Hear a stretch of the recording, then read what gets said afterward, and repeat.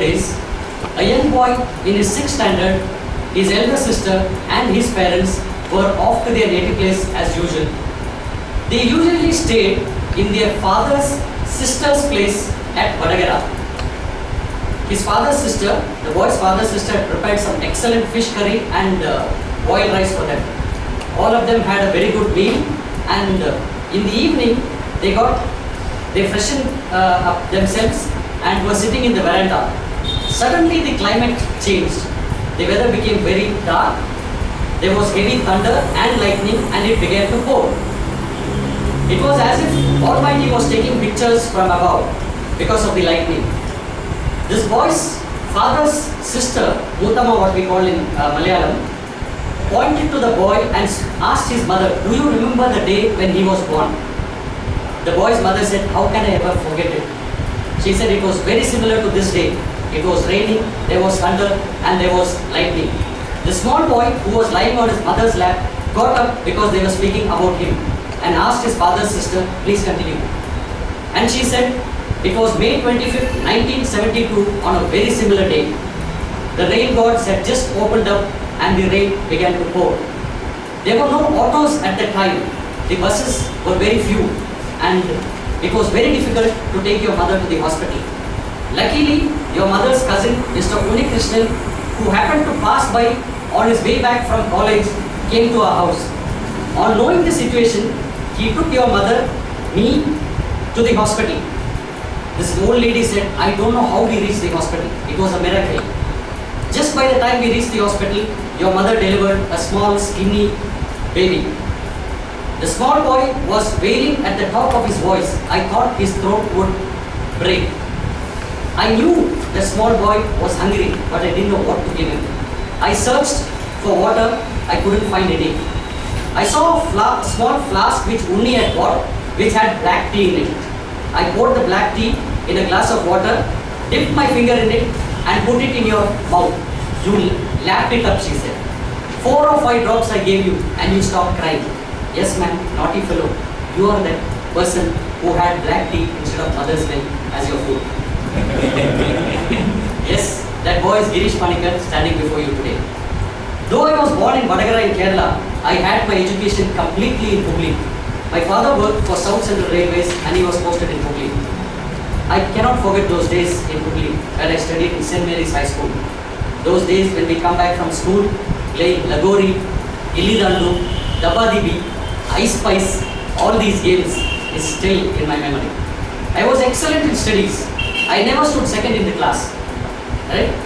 But when I saw students in the assembly getting medals from the principal for athletics, I was fascinated by it. I wanted to be a sportsman. I practiced hard and found a good coach in Mr. Rahman, who taught me everything about athletics and high jump. In the year 1988, I got the individual championship in Hubli Dharwad Municipal Corporation, standing first in 800 and high jump.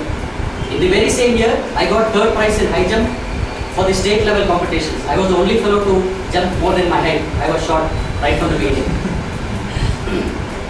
But I forgot one thing, that I was in my 10th standard and had to concentrate on my board exams. It was the first time in my life that I stood 5th in my class. The school had expected state rank for me. It was a disaster for me. I wept for several days. I couldn't forgive myself for concentrating on things which were not actually important at that point of time. My father came home one day and said that he was transferred to Vijayawada and we had to move.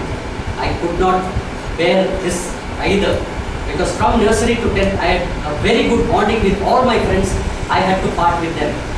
Again I felt that the world was like shattered for me. We moved to Vijayawada. On inquiry, we found that there were only 2 good colleges, Loyola and Siddhartha. I loved mathematics. Unfortunately, we reached in July. There was no maths available in both these colleges. I had to take up biology, subject which I hated. My father said, "You are brilliant, you can become a doctor." I also thought maybe I'll become a doctor. I never went for tuitions in my life. I thought entrance is an easy job. I took the entrance casually. I got 1800th rank in Karnataka and 3000th rank in Andhra Pradesh. I could get only agricultural BSc. I didn't want that. I told my father I'll stop studies Means I will not go to degree college, but I will prepare for entrance and become a doctor. Though I didn't want to become a doctor, I just wanted to write the entrance. He said, no, you can do it even if you do your degree. I said, fine. I joined biology in my degree. I never wrote entrance after that. I just continued. In my final year, my father retired and went back to Kerala. I was alone, staying in one of my friends' house on top in a single room to complete my degree. I went back to Kerala. I was frustrated. I just wanted to get out of Kerala because there's not a place where anybody can work.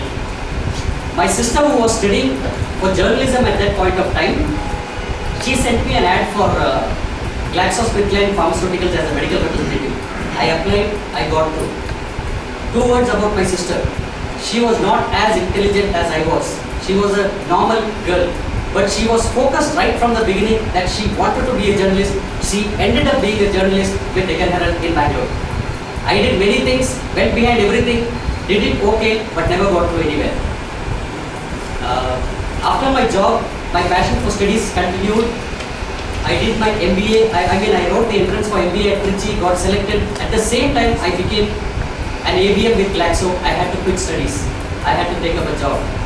Today, I continue my studies, doing my CFP, and I am also sponsoring a girl child to continue her studies continuously.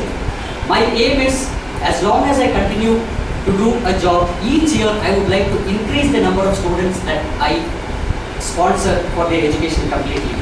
And I would like to build an organization that helps to spread the financial literacy to people, and I have chosen Toastmasters as a platform wherein I can improve my communications.